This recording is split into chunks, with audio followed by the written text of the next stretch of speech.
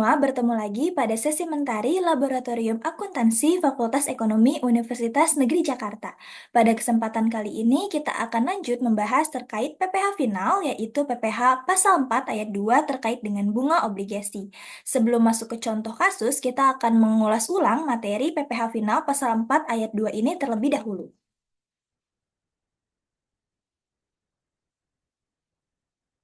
Oke, untuk PPh Pasal 4 Ayat 2 atau pajak penghasilan Pasal 4 Ayat 2 itu disebut juga sebagai PPh final, yang pengertiannya adalah pajak yang dikenakan pada wajib pajak badan maupun pada wajib pajak pribadi atas beberapa jenis penghasilan yang mereka dapatkan dan pemotongan pajaknya itu bersifat final. Untuk karakteristiknya sendiri,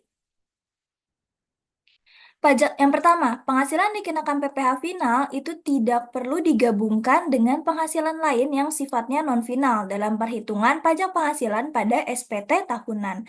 Untuk karakteristik yang kedua, jumlah PPh final yang telah dipotong pihak lain ataupun dibayar sendiri itu tidak dapat dikreditkan. Untuk karakteristik yang ketiga, biaya-biaya yang digunakan untuk menghasilkan, menagih dan memelihara penghasilan yang pengenaan PPh-nya bersifat final itu tidak dapat dikurangkan.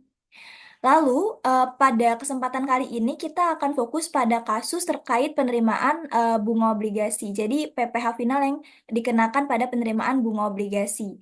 Untuk pengertian dari obligasi sendiri itu adalah surat utang atau surat utang negara yang berjangka waktu lebih dari 12 bulan. Sedangkan untuk pengertian dari bunga obligasi itu sendiri adalah bunga obligasi adalah imbalan yang diterima dan atau diperoleh pemegang obligasi dalam bentuk bunga ataupun diskonto. Lalu untuk pengenaan pajaknya yaitu atas penghasilan yang diterima dan atau diperoleh wajib pajak berupa bunga obligasi yang diperdagangkan di bursa efek itu dikenai pemotongan pajak penghasilan yang bersifat final. Sedangkan untuk tarif D sendiri adalah sebesar 15% bagi wajib pajak dalam negeri dan bentuk usaha tetap. Oke, untuk materinya itu sudah selesai, kita akan lanjut ke contoh soalnya.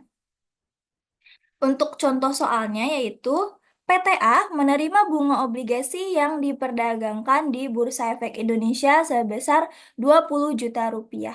Maka kita perlu untuk menghitung besaran PPh finalnya yang dikenakan pada penerimaan bunga obligasi ini.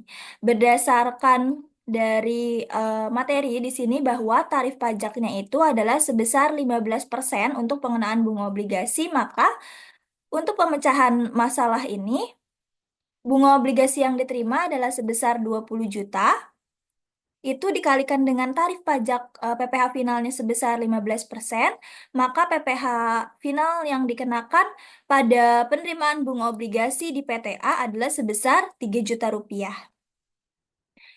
Maka untuk penjurnalannya yaitu di debit ada kas sebesar 17 juta rupiah yang diterima oleh PTA.